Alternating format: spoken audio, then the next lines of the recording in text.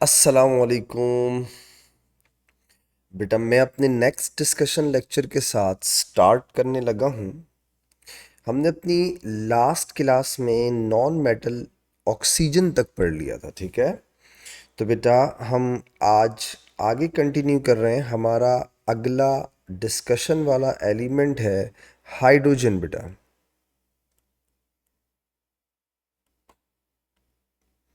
Hydrogen.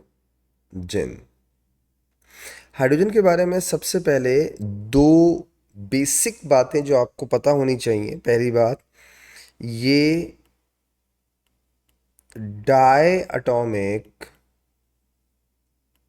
Gas होती है बेटा।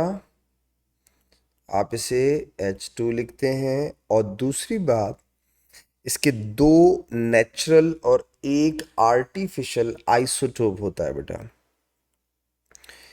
आइसोटोप किसे कहते हैं? ऐसे एटम्स जिनका प्रोटॉन नंबर सेम हो और मास नंबर डिफरेंट हो या न्यूक्लियॉन डिफरेंट हो। और डेफिनेटली अगर प्रोटॉन सेम है बेटा तो इसका मतलब होता है वो सेम एलिमेंट से बिलोंग करते हैं। तो atoms of same element with different mass number और नंबर ऑफ न्यूट्रॉन या न्यूक्लियॉन नंबर बेटा। तो इसके तीन बेसिक आइसोटोप्स आपको याद हैं बेटा। हाइड्रोजन कहलाता है एक 1 1, एक होता है ड्यूट्रियम 1 2, और एक होता है ट्राइटियम या ट्रीटियम इज T 1 3 बेटा। तो हम हाइड्रोजन के बारे में ये दो बेसिक बातें पता होनी चाहिए हमें। उसके बाद है हाइड्रोजन की सोर्सेस बेटा।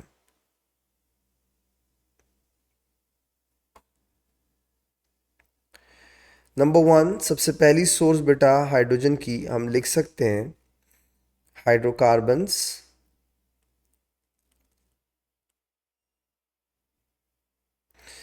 हमने ऑर्गेनिक केमिस्ट्री में ये बात पढ़ी थी बेटा कि अगर आप क्रैकिंग करेंगे तो क्रैकिंग से तीन प्रोडक्ट प्रोड्यूस होते हैं, अल्केन, अल्कीन और हाइड्रोजन बेटा। तो cracking is the source of hydrogen. तो आप हाइड्रोकार्बन की जब क्रैकिंग करते हैं, लॉन्ग चेन वालों को शॉर्ट चेन में कन्वर्ट करते हैं बेटा, तो उस वक्त अल्केन और अल्कीन इनके साथ साथ कौन सी चीज़ प्रोड्यूस हो सकती है? हाइड्रोजन भी प्रोड्यूस हो सकती है। तो ये एक पहली सोर्स हो गई। और हाइड्रोकार्बन और प्रोसेस का नाम क्या है बेटा? क्रैकिंग।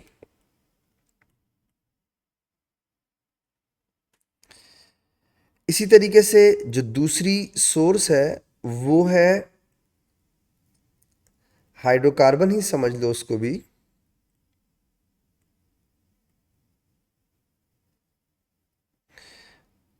बट इसे कहते हैं स्टीम रीफॉर्मिंग। ये आपने ऑर्गेनिक में नहीं पढ़ी है, यहां पढ़ेंगे हम इसे।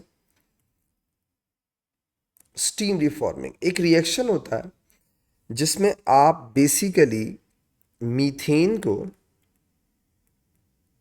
जो कि गैस है, स्टीम के साथ रिएक्ट कराते हैं H2O। और बेटा ये रिवर्सिबल रिएक्शन होता है और ये प्रोड्यूस करती है mixture of the gases that is carbon monoxide and hydrogen बेटा। ये जो मिक्सचर होता है ना, इस मिक्सचर को लोग अक्सर वाटर गैस भी कहते हैं, ठीक है। It is also known as water gas. फिर इसमें से हाइड्रोजन को सेपरेट कर दिया जाता है। तो ये हो गई स्टीम रीफॉर्मिंग बेटा। हमारी तीसरी सोर्स ऑफ हाइड्रोजन क्या हो सकती है बेटा? Electrolysis of water. अच्छा याद रखिएगा, जब वो इलेक्ट्रोलिसिस ऑफ वाटर बोलता है, अक्सर बोलता है इलेक्ट्रोलिसिस ऑफ वाटर, तो कुछ बच्चे बोलते हैं सर वाटर की तो इलेक्ट्रोलिसिस हो ही नहीं सकती, वो तो नॉन इलेक्ट्रोलाइट्स है। तो भाई उसके अंदर थोड़ा सा एसिड डालते हैं, फिर भी इलेक्ट्रोलिसिस वाटर की कहलाती है, ठीक है। आपको याद होगा जब आप सल्फ्यूरिक एसिड की इलेक्ट्रोलिसिस कर रहे थे तो आपने जो ओवरऑल इक्वेशन बनाई थी उसमें क्या हो रहा था? H2O ब्रेक होके O2 और H2 में कन्वर्ट हो रहा था। तो इसलिए आप उसे कह सकते हैं इलेक्ट्रोलिसिस ऑफ वाटर, ठीक है। तो अक्सर आपका एग्जामिनर अक्सर इसको इलेक्ट्रोलिसिस ऑफ वाटर बोल रहा था। तो इलेक्ट्रोलिसिस ऑफ वाटर मैं फिर से याद दिलाने के लिए लिख देता हूँ बेटा कि जब हम इलेक्ट्रोलिसिस करते हैं तो कैथोड पर हाइड्रोजन मिलती है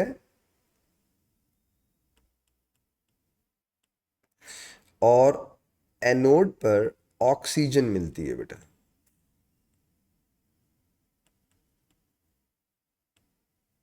O2।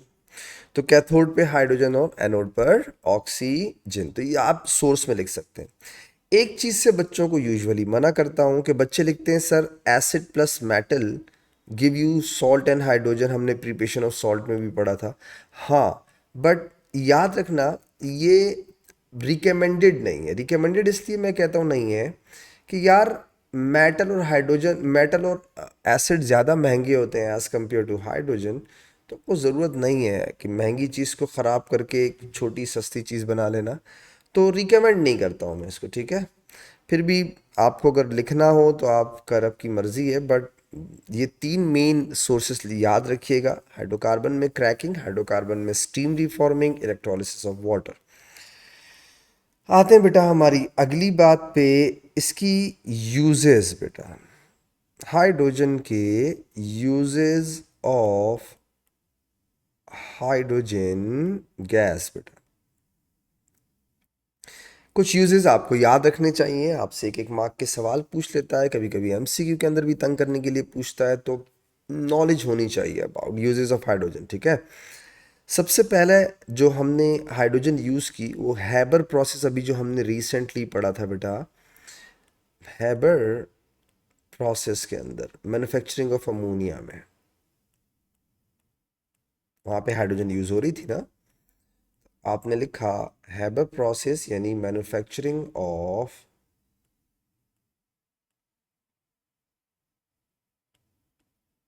अमोनिया। दूसरी बेटा यूज आप हाइड्रोजन की लिख सकते हैं हाइड्रोजिनेशन। ऑर्गेनिक में हमने पढ़ा था बेटा, जहाँ हमने मैन्युफैक्चरिंग ऑफ मार्जरीन किया था, सही। हाइड्रोजिनेशन में आप अनसेचुरेटेड को सेचुरेटेड में कन्वर्ट करते हैं, वेजिटेबल ऑयल को आप मार्जरीन में कन्वर्ट करते हैं। उस प्रोसेस का नाम क्या था? हाइड्रोजिनेशन। और उस प्रोसेस में हाइड्रोजन यूज होती है, ऐड होती है, ठीक है। तो हाइड्रोजिनेशन, मैन्युफैक्चरिंग ऑफ मार्जरीन बेटा।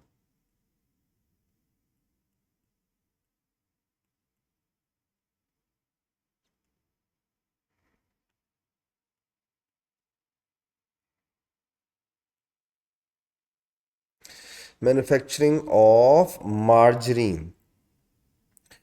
उसके बाद बेटा हमारी हाइड्रोजन के यूज में आप हाइड्रोजन ऑक्सीजन फ्यूल सेल लिख सकते हैं। हाइड्रोजन ऑक्सीजन फ्यूल सेल में यूज होती है। इसके अलावा आप हाइड्रोजन में इसको हाइड्रोजन के यूज के अंदर फ्यूल भी लिख सकते हैं, एज अ फ्यूल यूज होती है। मैं अगर इसे थोड़ा स्टार बना के लिखूं, एक अलग से ये जो फ्यूल यूज होता है, ये इस पे स्टार क्यों बना रहा हूं? इस पे स्टार इसलिए बना रहा हूं कि इसके ना आपसे एडवांटेजेस भी पूछता है अलग से। साइंटिस्ट का कहना यह है कि फ्यूचर फ्यूल हाइड्रोजन होगा, और ये जो पेट्रोल वगैरह है या और गैसोलीन वगैरह ये सब एंड हो जाएगा, लेकिन आप फ्यूल एज अ क्या यूज़ कर रहे होंगे? हाइड्रोजन को एज अ फ्यूल यूज़ कर रहे होंगे। यहाँ पहली एक छोटी सी बात आपको समझाऊं मैं बेटा। एक बात याद रखिएगा, फ्यूल उस सब्सटेंस को कहते हैं जो बर्न होता है। अब जैसे इसने एक दफ़ा एक एमसीक्यू पूछा, उसमें इसने पूछा ये बताओ which of the following is use as a fuel. वहाँ पे दो ऑप्शन, एक ऑक्सीजन और एक हाइड्रोजन था। मेजॉरिटी ऑफ द बच्चों ने ऑक्सीजन पर टिक लगाया। मैं अक्सर बच्चों से क्लास में पूछता हूँ क्या ऑक्सीजन फ्यूल है, तो बच्चे बोलते हैं हाँ। तो मतलब क्यों? क्योंकि वो जलता है। वो ऑक्सीजन जलती नहीं है बेटा, वो हेल्प करती है जलने में। तो याद रखिएगा ऑक्सीजन फ्यूल नहीं है। फ्यूल उसे कहते हैं जो बर्न हो, जो बर्न हो के एनर्जी प्रोड्यूस करे। Oxygen does not burn, it helps in burning. तो फर्क है दोनों में, ठीक है, ख्याल रखिएगा। फ्यूल हाइड्रोजन यूज होती है क्योंकि हाइड्रोजन जलती है, बर्न होती है। एडवांटेजेस क्या है इसका? अगर आप इसके फायदे देखें बेटा, एडवांटेजेस, तो सबसे पहला फायदा इसका ये है बेटा, नंबर वन, ये रीन्यूएबल फ्यूल है। आपको याद होगा ऑर्गेनिक के अंदर हमने ये टर्म पढ़ी थी, रिन्यूएबल का मतलब होता है इनफाइनाइट रिसोर्स वाला, जिसकी सोर्स इनफाइनाइट हो, जो कभी ख़त्म ना हो, उसे बोलते हैं रीन्यूएबल। अब जैसे फॉर एग्जांपल बेटा, आप चेक करें, जब आप हाइड्रोजन को जलाएंगे ना, तो प्रोड्यूस क्या होगा? ऑक्सीजन के साथ जलाएंगे, क्या प्रोड्यूस होगा? वाटर। अब अगर आप वाटर की इलेक्ट्रोलिसिस कर दें बेटा, तो ये वापस से क्या प्रोड्यूस करना शुरू कर देगा? हाइड्रोजन। इसका मतलब ये हुआ हाइड्रोजन एज अ फ्यूल दुनिया से कभी ख़त्म नहीं होगा ना। क्योंकि जाहिर बात है भाई, आप हाइड्रोजन से वाटर बनाए, वाटर से वापस हाइड्रोजन बनता जाएगा, तो चलता रहेगा। इसीलिए आप इसे बोलते हैं रीन्यूएबल, मतलब इसकी सोर्स इनफाइनाइट है। दूसरी बात बेटा, इसी इक्वेशन से मैं आपको एक और बात समझा सकता हूँ। आप चेक करें, फ्यूल को यूजुअली जलाने से, कि जो जैसे पेट्रोल वगैरह है, उसको यूजुअली जलाने से क्या होता है? उसको यूजुअली जलाने से carbon monoxide, carbon carbon dioxide वगैरह प्रोड्यूस होती है। इसमें ऐसा नहीं है, इसमें आपको वाटर मिल रहा है, तो what does it mean? Environmental friendly है ये। तो दूसरा एडवांटेज लिख सकते हैं, एनवायरमेंटल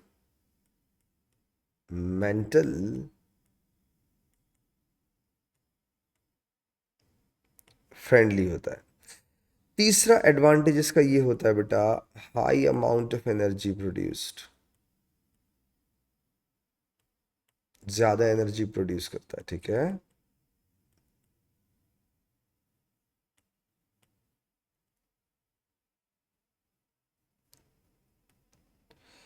चौथा फायदा, एक और फायदा इसका ये है, वो वैसे जनरली किसी भी फ्यूल का जो गैसियस स्टेट में हो सकता है, गैसेस सबसे ज़्यादा कंप्रेसिबल होती हैं, तो आप इन्हें कंप्रेस करके ज़्यादा ह्यूज अमाउंट के अंदर स्टोर कर सकते हो, ठीक है। तो आप इसका एक और फायदा लिख सकते हैं कि कैन बी स्टोर्ड इन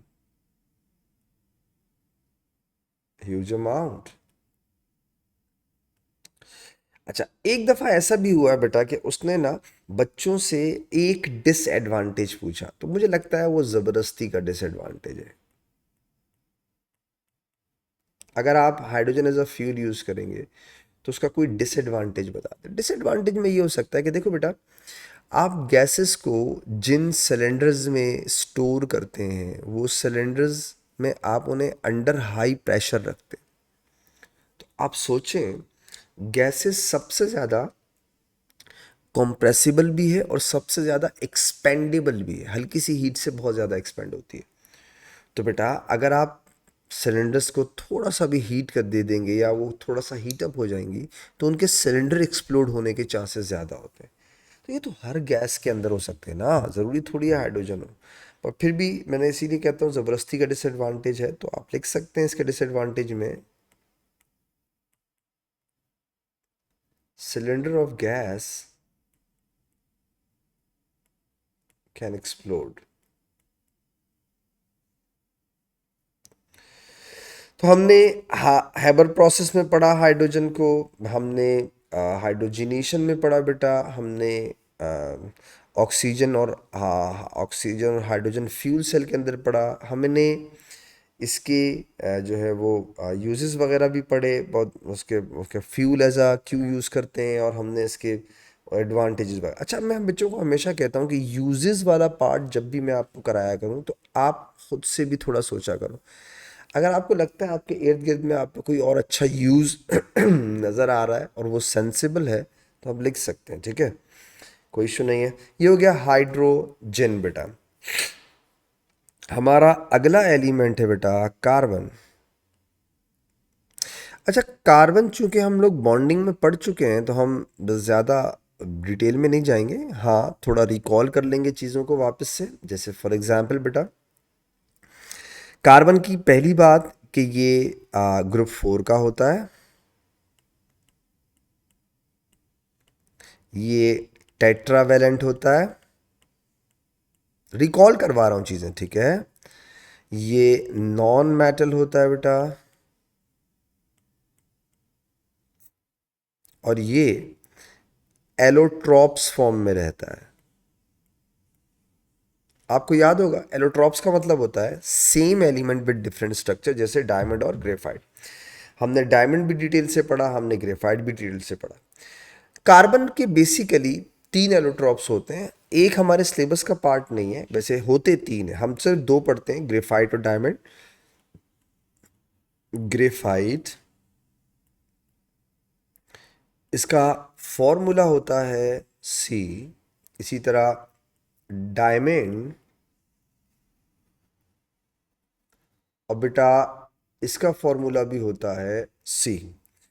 अच्छा, ग्रेफाइट में बेटा each carbon is directly attach to 3 more carbons, और हेक्सागोनल रिंग्स बनते हैं इसमें बहुत सारे, ठीक है। ये सब हम लोग बॉन्डिंग में पढ़ चुके हैं बेटा, ठीक है। हर कार्बन 3 कार्बन के साथ जुड़ा हुआ होता है और एक हेक्सागोन हेक्सागोन हेक्सागोन हेक्सागोन बना रहा होता है। इसी तरह डायमंड में बेटा each carbon is directly attach to 4 more carbons बेटा। हर कार्बन को आप चार चार कार्बन के साथ मिलाते जाएं तो एक जाइंट कोवेलेंट स्ट्रक्चर बन जाएगा, सही है। एक जस्ट फॉर योर नॉलेज बताता हूं, एक होता है इसका थर्ड एलोट्रॉप, जिसे कहते हैं बकमिंस्टर फुलिरीन।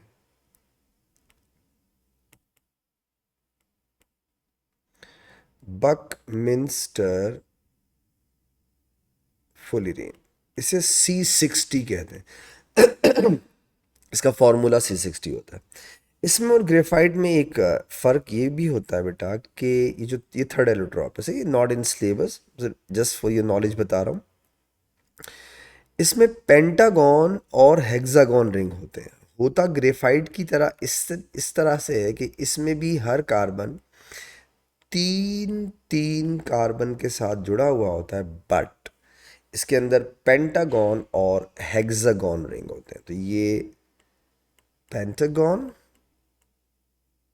और ये, सॉरी उल्टा लिख दिया, ये आपका हेक्सागन रिंग है और ये पेंटागन रिंग है, ठीक है। बिल्कुल जैसे ग्रेफाइट में हर कार्बन 3 कार्बन से जुड़ा हुआ है, इसमें भी जुड़ा हुआ होता है। अब ग्रेफाइट जो है वो जाइंट कोवेलेंट स्ट्रक्चर है, उसमें बहुत सारे billion trillions of carbon atom होते हैं। बकमिंस्टर फुलरीन में सिर्फ कितने एटम होते हैं? 60। तो ये सिंपल मॉलिक्यूलर होता है, नॉट जाइंट। बाकी इसकी डिटेल हायर लेवल में वो बाद में देखेंगे, ठीक है। वो लेवल्स के अंदर इतनी डिटेल नहीं है इसकी। बाकी ग्रेफाइट और डायमंड के यूजेस, इनकी प्रॉपर्टीज हम बॉन्डिंग में पढ़ चुके हैं, सही है। तो फिर मैं यहाँ एक छोटा सा कुछ बता दूं ताकि आपको भूले नहीं, नोट्स में आपके पास हो ये कि डिटेल्स आर इन बॉन्डिंग। हमने बॉन्डिंग में इसकी डिटेल्स पढ़ी हुई है, तो हमें ज़्यादा इसको बहुत ज़्यादा आगे जाने की ज़रूरत नहीं है। हमारा अगला एलिमेंट है बेटा सिलिकॉन, ठीक है। कार्बन के लिए तो हमने सिर्फ बस फॉर्मेलिटी थी थोड़ी सी, वो वापस से पूरी की। सिलिकॉन से रिलेटेड बेटा पहले कुछ जर्नल बातें, क्योंकि ग्रुप 4 में कार्बन के बिल्कुल नीचे होता है सिलिकॉन। अगर आप पीरियोडिक टेबल देखें बेटा तो आपको सिलिकॉन कार्बन के बिल्कुल नीचे, ऊपर कार्बन होता है, नीचे उसके नीचे प्लेस किया होगा सिलिकॉन बेटा। तो सिलिकॉन ग्रुप 4 का ही होता है। ग्रुप 4 का है बेटा। सिलिकॉन टेट्रावेलेंट होता है। सिलिकॉन मेटालॉइड होता है बेटा। देखो, एक होते हैं मेटल्स, एक होते हैं नॉन मेटल्स, एक होते हैं मेटलॉइड्स। तो ये जो मेटलॉइड्स होते हैं they have both the properties of metals and non metal, ठीक है। They have both the properties of metals and non metals. बेटा दोनों की प्रॉपर्टीज होती है, ठीक है, मेटल्स एंड नॉन मेटल्स। अगली बात बेटा, इनके ना जाइंट कोवेलेंट स्ट्रक्चर हैं। जैसे कार्बन के अंदर हम लोग जो यूजुअली पढ़ते हैं वो उनके एलोट्रॉप्स पढ़ते हैं, यहां हम लोग पढ़ते हैं giant covalent structure. Giant covalent structure, कम से कम 4 जाइंट कोवेलेंट स्ट्रक्चर सिलिकॉन के अगर पढ़ लिए जाए तो आपका सिलेबस पूरा कवर हो जाता है, ठीक है। अब बहुत सिंपल सी बात है, जाइंट कोवेलेंट स्ट्रक्चर को आइडेंटिफाई करने का आसान तरीका यह है कि आप वैलेंसीज का बहुत ख्याल रखें बस। अगर आप वैलेंसी का ख्याल रखेंगे कि कौन कितने बॉन्ड्स बनाता है तो आपको जाइंट मॉलिक्यूलर स्ट्रक्चर को पहचानने में कभी भी प्रॉब्लम नहीं होगी। मैं एग्जांपल भी देता जाऊंगा साथ साथ, मसला नहीं है। जैसे फॉर एग्जांपल बेटा, सबसे पहला जाइंट कोवेलेंट स्ट्रक्चर है सिलिकॉन। सिलिकॉन यानी एलिमेंट जो है सिलिकॉन, वो ही जाइंट कोवेलेंट स्ट्रक्चर होता है। अब आप सोचें, अगर सिलिकॉन एलिमेंट का स्ट्रक्चर जाइंट कोवेलेंट है और सिलिकॉन टेट्रावेलेंट है, तो इसका मतलब ये हो गया उस जाइंट कोवेलेंट स्ट्रक्चर के अंदर आपका हर सिलिकॉन चार चार सिलिकॉन के साथ जुड़ता जाएगा, एग्जैक्टली डायमंड की तरह स्ट्रक्चर बनेगा। फॉर एग्जाम्पल बेटा, जैसे सिलिकॉन है, अगर ये चार चार सिलिकॉन के साथ जुड़ता जावे बेटा, ये देखिएगा, हर सिलिकॉन को आप चार चार सिलिकॉन के साथ जोड़ते जाएं। क्यों? क्योंकि सिलिकॉन टेट्रावेलेंट है और कितने बॉन्ड्स बनाता है? 4। तो एक जॉइंट मॉलिक्यूलर स्ट्रक्चर बन जाएगा। बिलियन ट्रिलियंस ऑफ सिलिकॉन होंगे उसके अंदर, उसे बोलते हैं जॉइंट कोवेलेंट स्ट्रक्चर बेटा। दूसरा स्ट्रक्चर जो हमको पता होना चाहिए वो है सिलिकॉन डाइऑक्साइड। सिलिकॉन डाइऑक्साइड, इसे लोग सिलिकॉन फोर ऑक्साइड भी कहते हैं। एक ही बात है, सिलिकॉन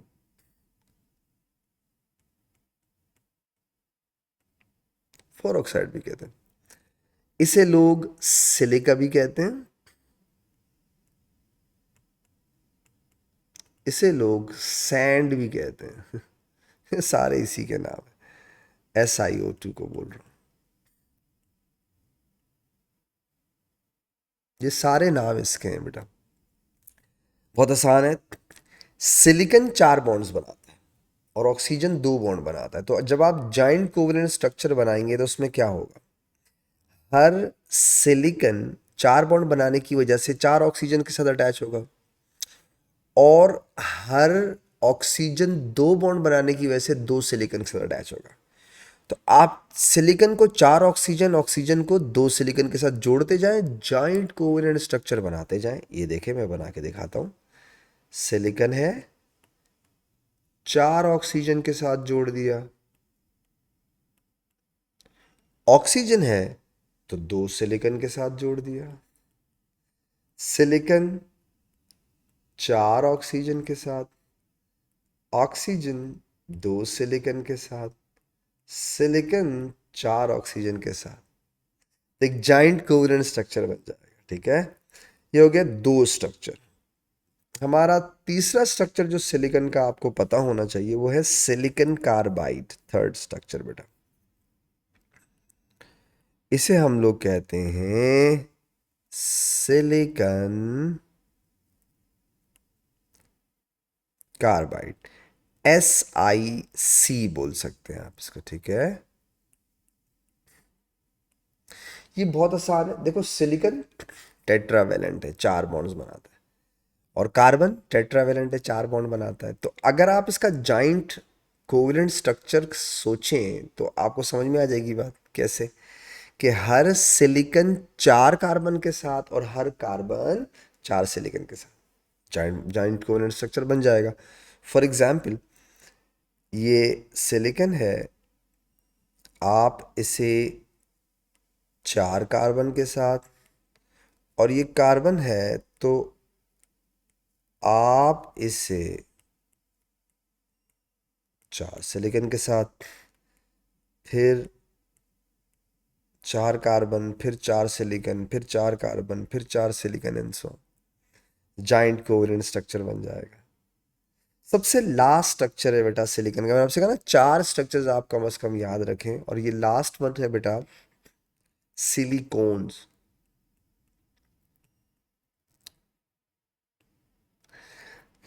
सिलिकॉन्स पॉलीमर होते हैं बेटा, पॉलीमर ऑफ सिलिकॉन। आपको याद होगा जब हमने कंडेंसेशन पॉलीमराइजेशन पढ़ा था तो उसमें हमने बॉक्सेस पढ़े, डब्बे। और मैंने आपसे कहा था बॉक्सेस का मतलब होता है कार्बन की चेन, ठीक है।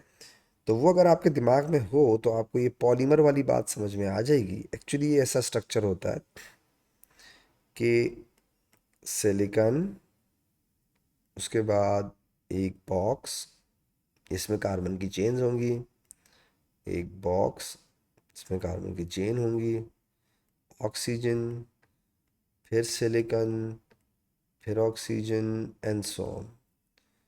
इधर बॉक्सेस होते हैं यानी कार्बन की चेन होगी बेटा, ये देखें, सही है। और यहाँ एन हो गया। इसे कहते हैं silicon. Silicon basically polymer of silicon को कहते हैं। तो आई होप आपको ये चारों बातें समझ में आ गई होंगी, ठीक है। तो इसके जॉइंट कोवलेंट स्ट्रक्चर है। आखिरी बात अबाउट सिलिकॉन वो है इसके यूजेस। आपसे पूछता है यूज बताओ, यूजेस ऑफ सिलिकॉन एंड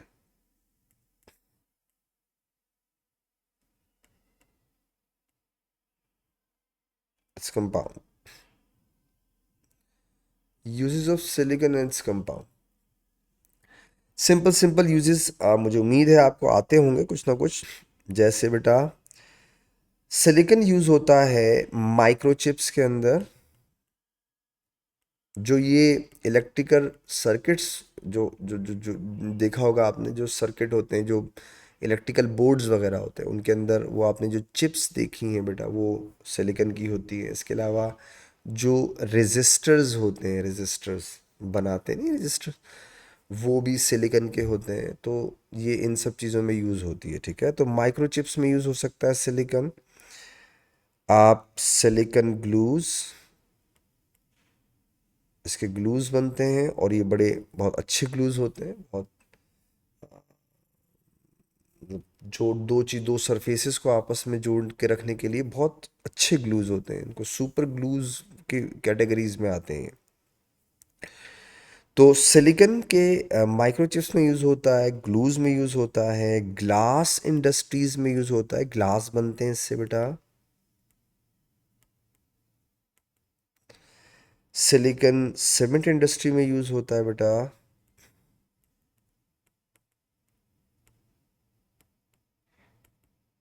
वगैरह वगैरह यूजेस में फिर मैं आपको एक छोटी सी नसीहत कर देता हूँ कि आपको कोई भी सेंसिबल यूज़ याद हो लिख सकते हैं, कोई इशू नहीं, ज़रूरी नहीं है जो सर ने लिखा है आप लिखें, आपको पता हो तो लिख सकते हैं।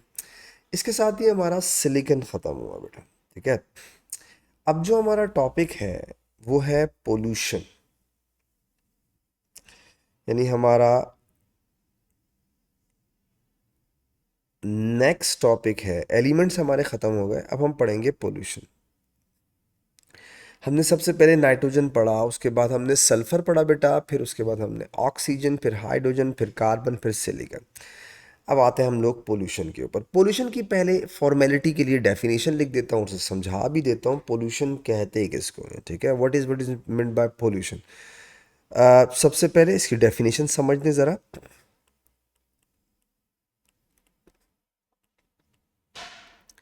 harmful substances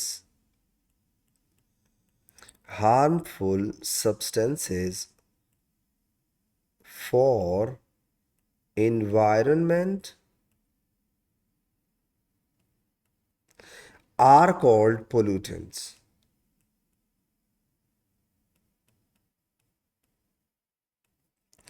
सेंटेंस को कंटिन्यू रख रहा हूं। The process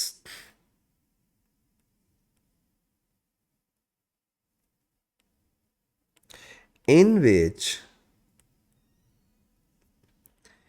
pollutants the process in which pollutants enter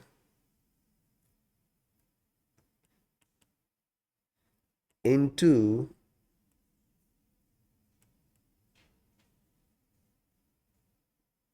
environment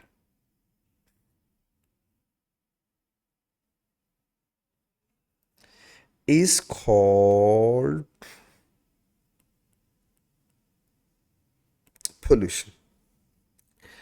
अब मेरी बात को थोड़ा समझिएगा, मैंने ये जो लिखा है उसका मतलब क्या। देखो बेटा, carbon, carbon monoxide, carbon dioxide, ये पोल्यूटेंट्स हैं। अगर आप गाड़ी चलाते हैं, कार चलाते हैं, तो उसमें फ्यूल बर्न होता है। फ्यूल बर्न होगा तो ये सब चीज़ें प्रोड्यूस होंगी। तो आप क्या कर रहे हैं गाड़ी चलाकर? आप पोल्यूशन फैला रहे हैं। तो पोल्यूशन एक प्रोसेस है जिसमें आप पोल्यूटेंट्स एटमॉस्फेयर में भेज रहे होते हैं, उसे कहते हैं पोल्यूशन। तो पोल्यूशन एक प्रोसेस, यानी आप गाड़ी चला रहे हैं तो आप पोल्यूशन, इवन अगर आप सांस भी ले रहे हैं तो आप कार्बन डाइऑक्साइड एटमॉस्फेयर में भेज रहे हैं, आप पोल्यूशन फैला रहे हैं, एनवायरनमेंट खराब कर रहे हैं। तो पोल्यूशन इसे कहते हैं, ठीक है, एक प्रोसेस को बोलते हैं। हमें तीन, पहले हम लोग पहले स्टेप के अंदर हम लोग तीन कॉलम्स बनाएंगे, उसमें हम लोग पोल्यूटेंट्स, उनके सोर्सेज और उनके इफेक्ट्स, और फिर नेक्स्ट स्टेप के अंदर हम उन इफेक्ट्स को थोड़ा डिटेल से पढ़ेंगे, ठीक है। तो आप तीन कॉलम्स बना लें बेटा। सबसे पहला पोल्यूटेंट का, ये आपको याद रखना है किसी भी तरीके से, पोल्यूटेंट्स और सोर्सेस और इफेक्ट्स बेटा, ठीक है। सबसे पहला pollutant number one, carbon dioxide.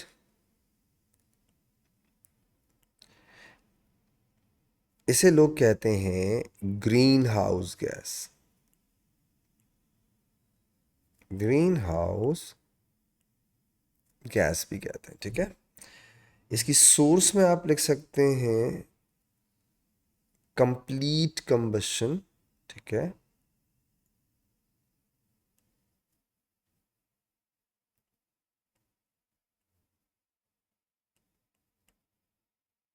Complete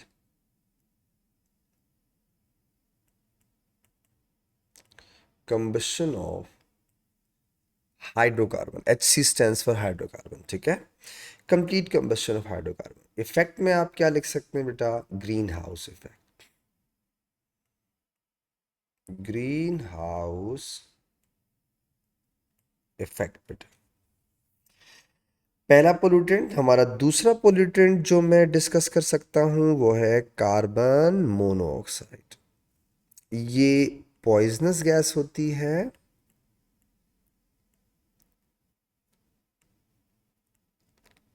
ठीक है। और इसकी सोर्स में आप लिख सकते हैं इनकम्प्लीट कंबशन बेटा,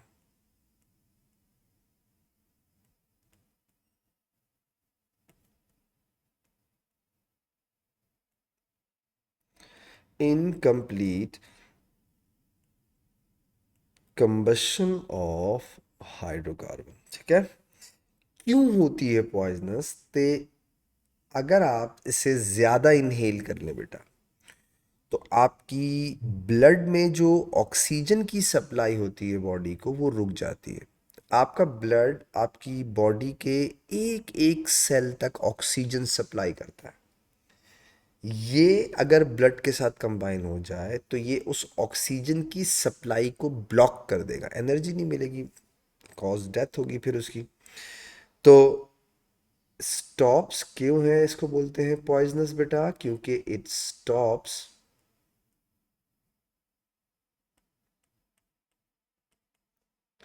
absorption of oxygen in blood.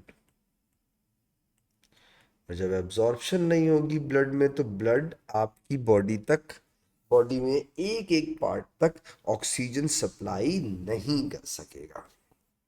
इसलिए हम इसे बोलते हैं दिस इज पॉइजनस बेटा। हमारी अगला पोल्यूटेंट जो मैं आपके साथ डिस्कस कर सकता हूं वो है CXHY। इसे आप कहते हैं अनबर्न्ड हाइड्रोकार्बन्स बेटा,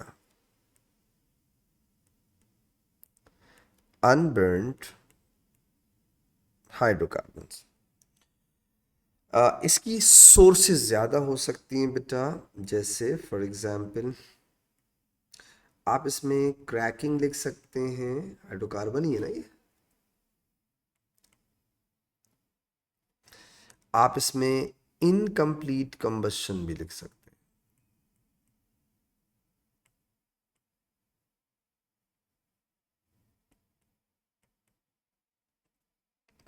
आप इसमें वेजिटेटिव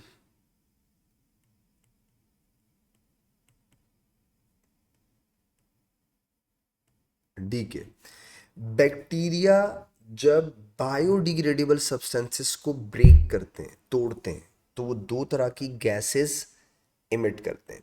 पहली बेटा कार्बन डाइऑक्साइड और दूसरी मीथेन।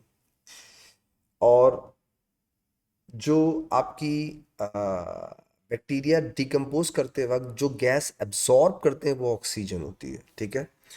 तो अनबर्न्ड हाइड्रोकार्बन जो हम बेसिकली पढ़ रहे हैं वो आप कह सकते हैं कि हम मीथेन के लिए पढ़ रहे हैं, CH4 के लिए, ठीक है।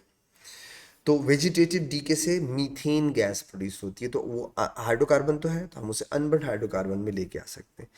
इसी तरह बेटा इसे लोग बायोगैस भी कहते हैं, कचरे से बनाते हैं इसको।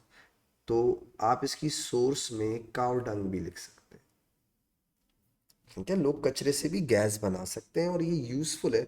ये वही गैस है बेटा जो जिसे आप लोग नॉर्मल लैंग्वेज में सुई गैस कहते हैं, घर में यूज होने वाली गैस, ठीक है, यही होती है। और इसकी इफेक्ट में आप लिख सकते हैं ग्रीन हाउस इफेक्ट, और आप इसमें लिख सकते हैं photochemical smog,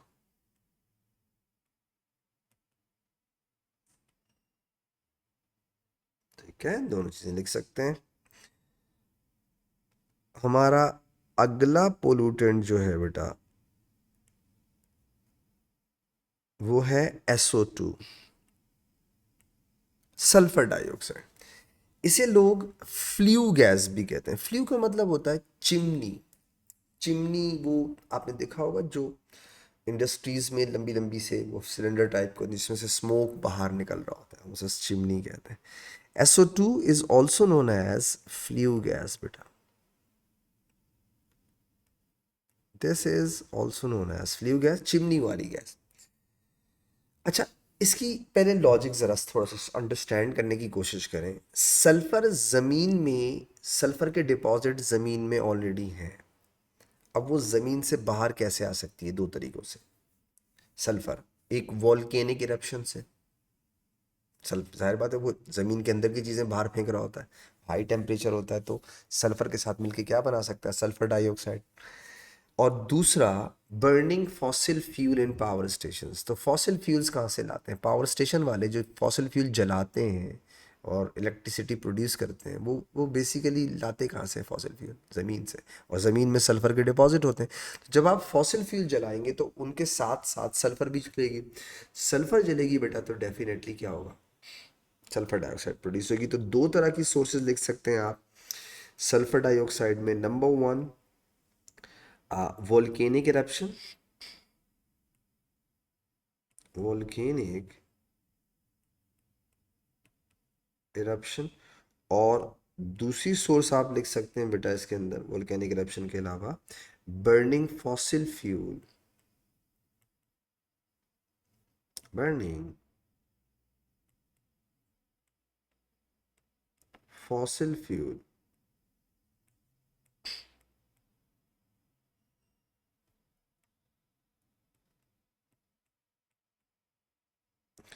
in power station, burning fossil fuel in power station बेटा। और इसका जो इफेक्ट है वो आप लिख सकते हैं एसिड रेन। Acid rain. हमारा अगला पोल्यूटेंट है बेटा NXOY। इसे कहते हैं ऑक्साइड्स ऑफ नाइट्रोजन बेटा। Oxides of nitrogen. इसमें NO हो सकता है, इसमें NO2 हो सकता है, इसमें N2O4 हो सकता है, एटसेट्रा। ये सब हो सकता है। इन सबको आप क्या कह सकते हैं बेटा? Oxides of nitrogen. सोर्स पहले लिखूंगा फिर उसको समझाता हूं। पहली सोर्स तो आप इसकी लिख सकते हैं इंटरनल स्पार्क्स इन कार इंजन। इंटरनल स्पार्क्स इन कार इंजन। यानी सर आप कहना चाह रहे हैं कार एग्जॉस्ट पाइप से ऑक्साइड ऑफ नाइट्रोजन बाहर आते हैं। एग्जैक्टली यही कहना चाह रहा हूं, आते हैं। ठीक है। दूसरी बात सुनिएगा बेटा, लाइटनिंग इन एटमॉस्फेयर। लाइटनिंग इन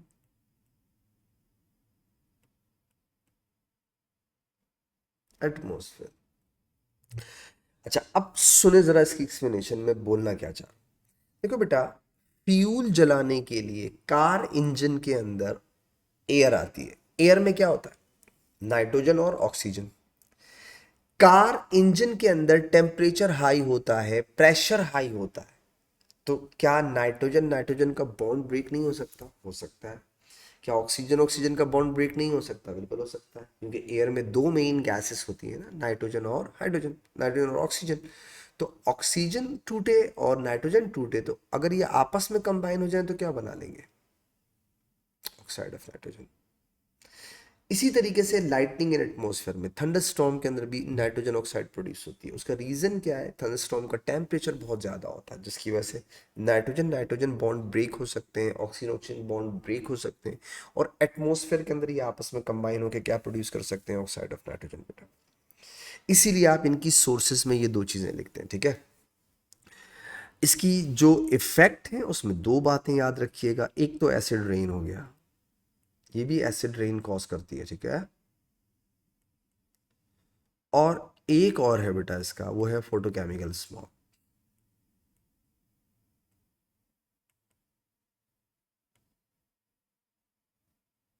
ये दो बात है बेटा। तो एसिड रेन और फोटोकेमिकल स्मॉग बेटा। हमारा अगला पोल्यूटेंट है बेटा ओजोन। अच्छा, ओजोन के बारे में थोड़ा मिसकॉन्सेप्ट है लोगों को। ओजोन हमारे लिए बेनिफिशियल है, बट अगर ये अपर एटमॉस्फेयर में हो। क्यों? क्योंकि अपर एटमॉस्फेयर के अंदर ये यूवी रेज जो सनलाइट से आती हैं उन्हें एब्जॉर्ब कर लेती हैं, ज़मीन पे नहीं आने देती। लोअर एटमॉस्फेयर में अगर ओजोन क्रिएट हो जाए तो पोल्यूटेंट है। जैसे आप किसी को बोलो ओजोन पोल्यूटेंट है तो थोड़ी देर हैरान होगा, है ऐसी कैसे बात? तो हमारे लिए फ़ायदे फ़ायदा है, जगह सही नहीं। तो इसका मतलब यही हुआ ना, आपके भले जितने फ़ायदे हो, आप सही जगह पे नहीं हैं तो कोई फ़ायदा नहीं। तो ये भी सही जगह पे हो तो फ़ायदा है, वरना इसका कोई फ़ायदा नहीं है बेटा। तो ओजोन की जो सोर्सेस होती हैं वो एग्जैक्टली सेम होती हैं जैसे ऑक्साइड ऑफ नाइट्रोजन की। यानी कि बेटा internal sparks in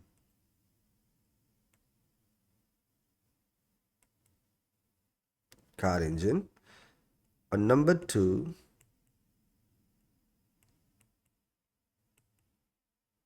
lightning in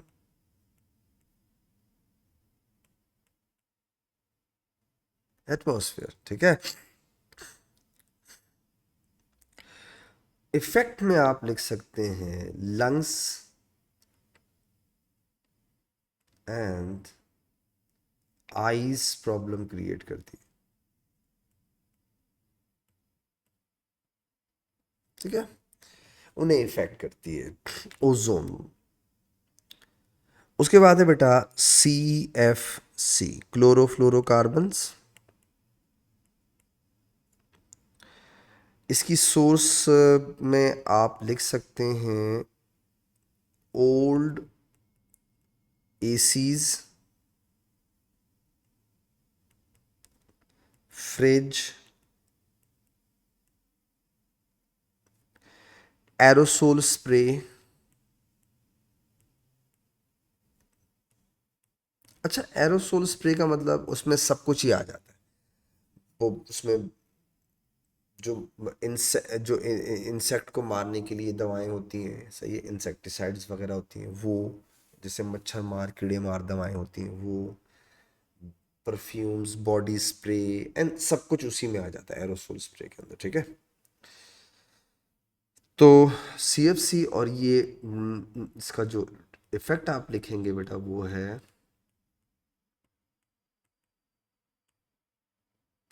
depletion of ozone. ठीक है, द लास्ट वन बेटा लेड। लेड पॉइजनस होता है, बहुत अरसे तक लोगों को नहीं पता था तो लोग यूज करते थे। स्पेशली लेड यूज होता था पेंट्स के अंदर, और लेड यूज होता था पेट्रोल एडिटिव्स के तौर पर। लोग गाड़ियों को बूस्ट करने के लिए, तेज भगाने के लिए, रेसिंग लगाने के लिए उसमें लेड ऐड करते थे। ऐसा पेट्रोल ऐड करते थे जो लेडेड होता था उसके अंदर, टेट्रा मीथाइल लेड टाइप का।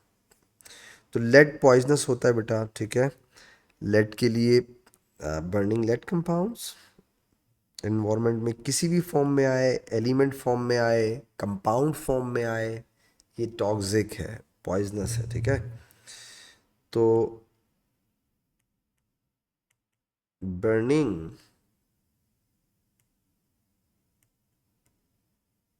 लेड कंपाउंड्स, अच्छा जैसे फॉर एग्जांपल टेट्रामीथाइल लेड, ये तो पेट्रोल एडिटिव्स कहलाता है। गाड़ियां भगाने के लिए लोग पेट्रोल के साथ साथ इसे भी लगाते थे, लेकिन उनका अंजाम बहुत बुरा हुआ। मतलब लेड एटमॉस्फेयर में आए तो पता है ब्रेन हैमरेज हो जाता है इससे। कि जो खास सबसे खतरनाक वो है, प्रॉब्लम है, वो है ब्रेन हीमोरेज कहते हैं, आई थिंक इसको हीमोरेज। ठीक है, ये हो गए, हमने लिस्ट कर दिया पोल्यूटेंट्स को, क्या क्या पोल्यूटेंट्स हो सकते हैं। ठीक है, तो लिस्ट है ये। तो इंशाल्लाह नेक्स्ट क्लास में बेटा इसको एंड करेंगे। इस लिस्ट में जो इफेक्ट्स हैं उन्हें थोड़ा डिटेल से पढ़ेंगे, और साथ में वाटर पोल्यूशन वगैरह भी देख लेंगे। तब तक के लिए इजाज़त दीजिएगा बेटा, दुआओं में ख़ास याद रखिएगा। अल्लाह हाफिज़।